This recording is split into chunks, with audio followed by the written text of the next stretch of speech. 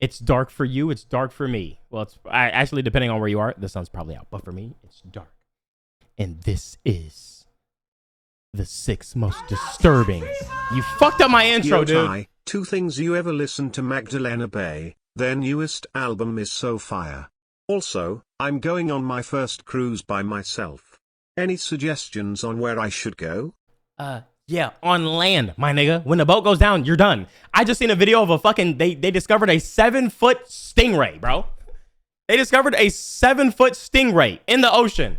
Don't go on, I'm not going on no fucking cruises. I'm not going anywhere where I'm gonna be in the middle of the ocean. Fuck that. They are still discovering creatures in the ocean. They're still discovering more like parts of the ocean that they haven't even seen yet. Fuck that. I'm good. For 2020, but may your explorations and may your journey be amazing. 6 most disturbing internet trends. 2. An 18-year-old teen tragically passed away after falling in front of a truck in Tangerang, Indonesia. However, what made this particular incident stand out among the dozens of traffic-related deaths on Indonesian roads every day was that this was not an accident. Instead, this was the result of one of the most disturbing internet trends that was sweeping the country during this time. It had actually started back in 2021, but exploded in popularity in mid-2022. The trend was called the Malaikat Maut Challenge, or the Angel of Death Challenge in English. It involved TikTokers, mainly teenagers, playing a game with oncoming traffic, particularly loaded trucks. Their goal was to run out onto a busy street in front of a truck, hope it stops before hitting them without flinching, and post the video of the stunt online. But completing this dangerous challenge successfully was a lot harder than many of its unfortunate participants realized. Most of them jumped onto the road as the truck got extremely close, giving the driver virtually no time to notice them and apply the brakes. But even when drivers had enough time to see the kids performing these stunts, they still couldn't slow down in time to prevent tragedy. Trucks usually carry heavy cargo, and that weight doesn't stop on a dime. The heavier the load, the longer the braking distance, sometimes stretching dozens of meters even after the brakes are full. Yeah, this is officially dumber than that one trend where people were literally just going and knocking people out. Like knocking people the fuck out for no reason. Fully pressed. So by the time the drivers reacted, it was already too late.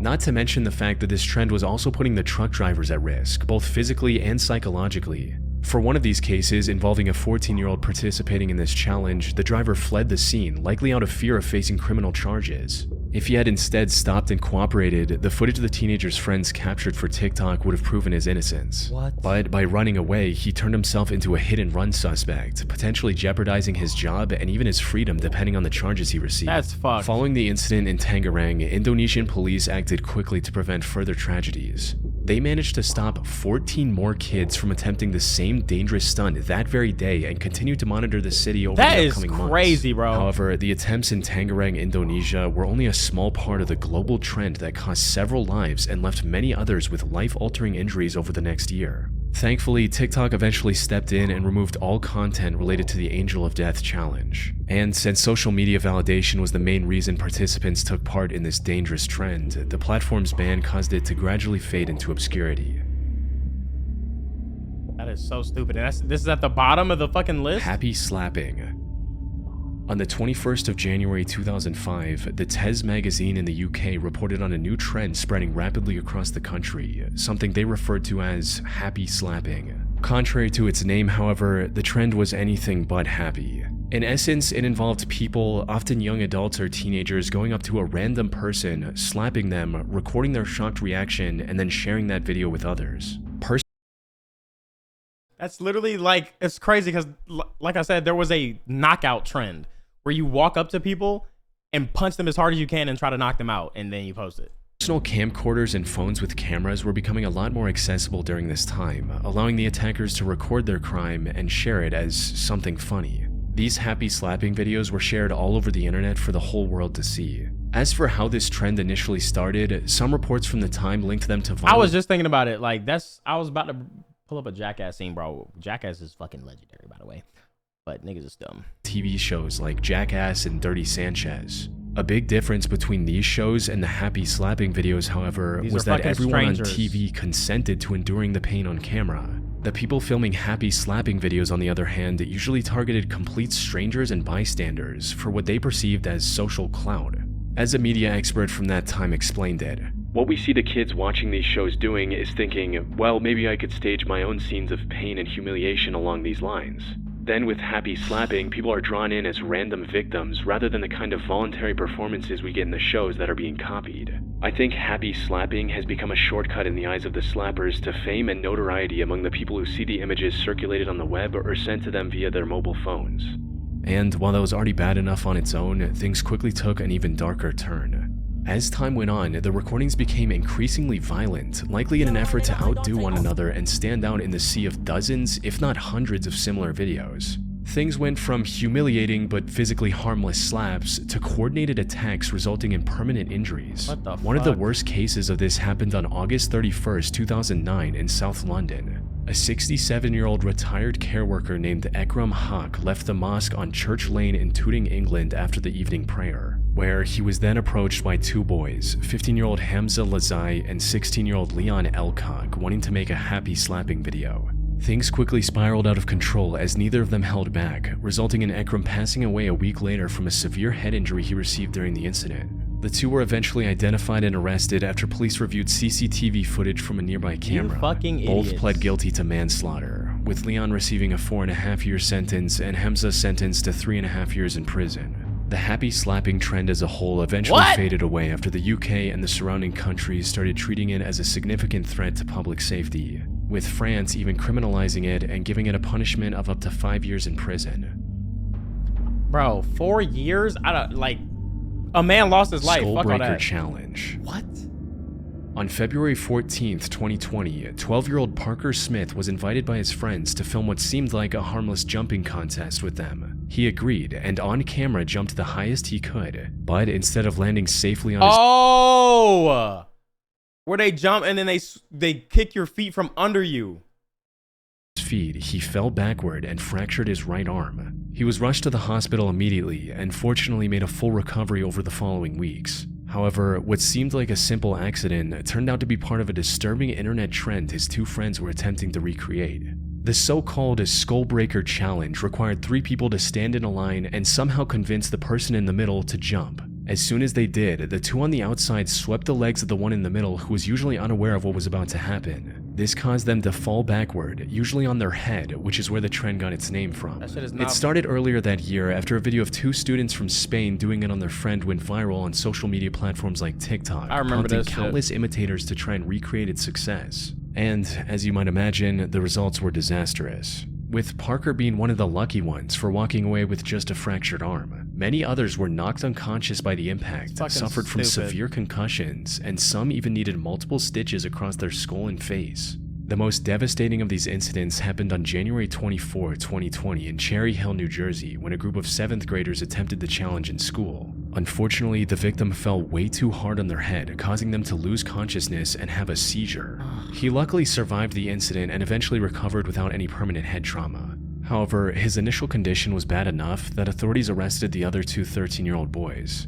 They were charged with 3rd-degree aggravated assault and 3rd-degree endangering an injured victim since the harm they caused was mostly intentional. Good. Now, I wasn't able to find any reports on whether the charges were dropped or not, but even if they were, being arrested for attempting a dangerous internet challenge goes to show just how dangerous it can be.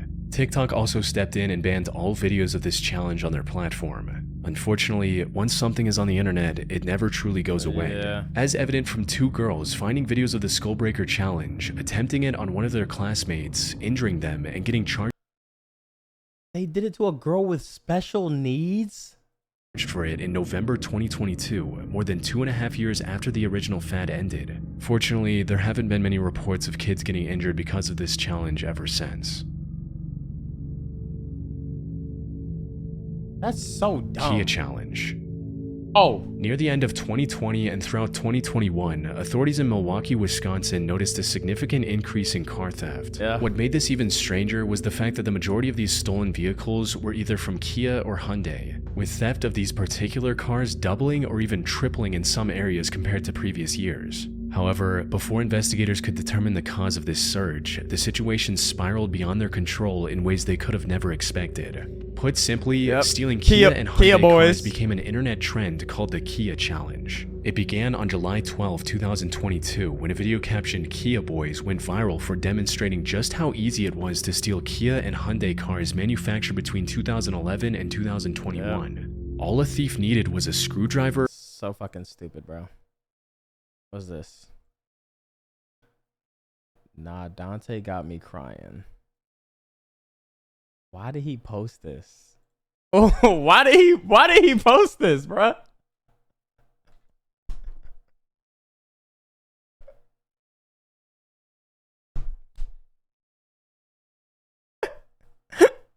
Yo, look at my fucking stupid face. Oh my god, bruh. It's so annoying. And any regular USB cable, since the connector just so happened to be the perfect size and shape to jumpstart the vehicle. This was a major hardware level security flaw in dozens of car models, and there was no permanent way to fix the problem either. Now, the original Kia Boys video was eventually taken down by TikTok, but the information was already out there and it already sparked the Kia Challenge. Teenagers across the US started breaking into Kias and Hyundais and posting their stunts on social media to participate in the challenge. So dumb. While the stolen cars caused a massive financial burden for hundreds of innocent residents, the real danger of the Kia Challenge came from what many of the thieves did once they had taken control of the vehicles. Since many of them had no intention of actually profiting off the stolen cars and were only doing it for the internet, they began taking the cars for reckless joyrides around town, putting their lives and the lives of everyone else on the road in extreme danger. One of these joyrides led to a police chase, which eventually ended with the out-of-control car slamming into the concrete barrier and the teenagers who stole the car trying to flee on foot. The most disturbing of these incidents occurred in Buffalo, New York in October 2022, where a stolen Kia ride ended in a fatal crash, taking the lives of 4 teenagers. In total, the Kia Challenge resulted in the loss of 8 lives before the disturbing trend was shut down by TikTok and other social platforms. Kia and Hyundai also had to settle a class action lawsuit for $200 million over the dangerously lax security in their cars. What? I mean, shit, fuck it, but... Car surfing. Oh my gosh. This shit is still happening. This shit is still happening till today, bro. It's literally still happening. Surfing, or riding on the outside of a car as if it were a surfboard, has existed as a trend long before modern social media was even a thing. It started gaining popularity in the early 1990s, compelling teenagers and young adults to speed down the highway while precariously balancing themselves on top. Today, most modern cars don't have much to hang on to on the outside to improve aerodynamics, which makes this already high-risk activity even more deadly. It only takes one small slip for even the most daring car surfer to fall onto the road. Something that's evident from a 2008 CDC report, which revealed that 58 people lost their lives while engaging in car surfing, and 41 others were severely injured since 1990. Unfortunately, the rise of social media and the desire to go viral with outrageous stunts have only driven that number higher ever since. Most recently, in May 2023, a 16-year-old boy tragically lost his life while car surfing out the back window of a car when the vehicle lost control and rolled over. He would have almost certainly kept his life if he were in his seat with a seatbelt. Sadly, the car surfing trend is just as alive today as it was 3 decades ago, and shows no signs of fading away anytime soon. I've been seeing that Blackout Challenge. I think this is the one. The Blackout Challenge has existed long before social media. The goal in this challenge is to achieve a brief high that comes from cutting off oxygen to the brain by intentionally suffocating until you lose consciousness. However, while many assume that blacking out from lack of oxygen is perfectly safe in the long run, that couldn't be further from the truth. The rewarding high in this challenge is in reality a dangerous form of cerebral hypoxia, where brain cells are deprived of vital oxygen. This can lead to seizures and hemorrhages. Even if someone survives the challenge seemingly unharmed, depriving the brain of oxygen for just a minute can cause permanent, irreversible damage. Not gonna lie, Steve-O been doing that shit. He been doing that shit since fucking the Jackass TV show, bro. Can affect memory, reasoning, and other critical cognitive functions in the long run. The line between a fleeting dangerous thrill and irreversible tragedy is terrifyingly thin, and once consciousness is lost, there is no way to control the outcome.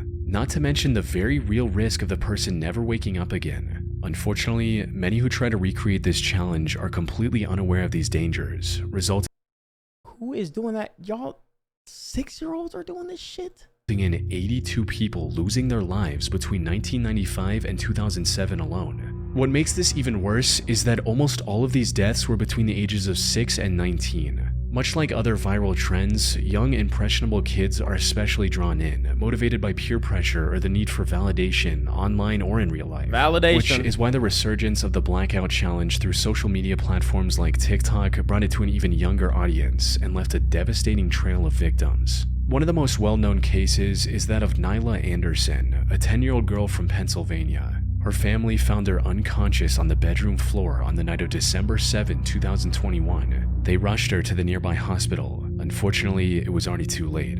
After barely clinging to life for 5 days, she tragically passed away without ever waking up. No one knew why she would do something like this, until investigators did a forensic analysis of her phone, which revealed she had been viewing videos of the challenge on TikTok.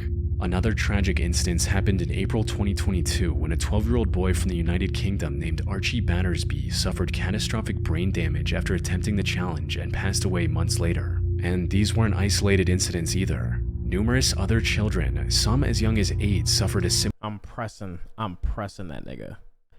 Yo, Nightbot. Now's not the fucking time. What the fuck? Like, this is a fucking bot. Okay, bro. similar fate or other life-altering injuries after attempting this challenge. Sadly, despite social media sites' best efforts to suppress the challenge, it continues to spread to this day. It is. Oh my god, this is. Oh, it's over. Fuck, that's scary. Yo, this is why. This is exactly why. Oh my god, it's gonna get crazier. I know it's gonna get crazier as more technology comes out and as Demir gets older and shit like that. But it's like, and bro, oh my god, to y'all that don't even have kids yet, that are still like in college and shit, I can't imagine what the state of technology is gonna be like once y'all are older and decide to have kids, bro. Like, how are you even gonna restrict them from anything? Like, hey, best of luck. I just wish y'all the best of luck, because shit is getting crazy out there. I just know me and Danielle just gonna have to be on top of it. It's like, I don't want to deprive him from, you know, hanging out, you know, talking with his friends and playing games and all that shit like that. But I don't know. What age you finna give your son a phone? That's a good ass question. Because like, I need to communicate with him when he's out and shit like that. But it's like, do I give him like a flip phone? But then it's like, that nigga would get fried. But then it's like, bullying builds character. Bullying builds character, bro. Oh my gosh. 13 plus. Yeah. Shout out to you, bro. It's just scary, especially with how easily kids, and then how negative kids are too. It's like, and if you're not negative, if you're not talking shit, people will say that you're sensitive or that you're glazing. Like, bro, I posted a gaming video and all the comments, like, they were just positive comments. And there was like this one guy that was like, why are all the comments glazing? It's like, that mindset there is like, don't I remember when we kissed and you almost left your family to be with me? I'm glad you didn't tow.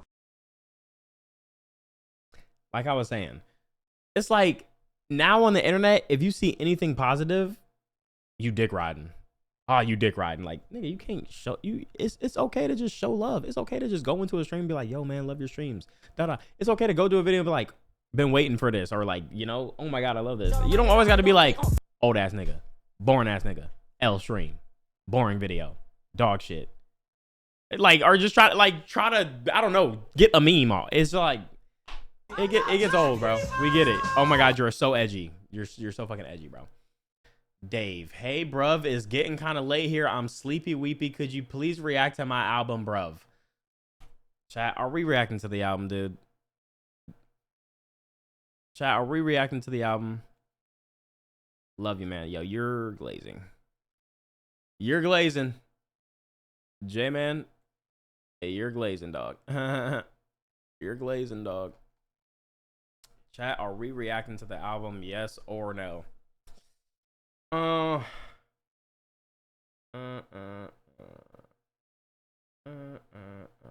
yeah, Meg.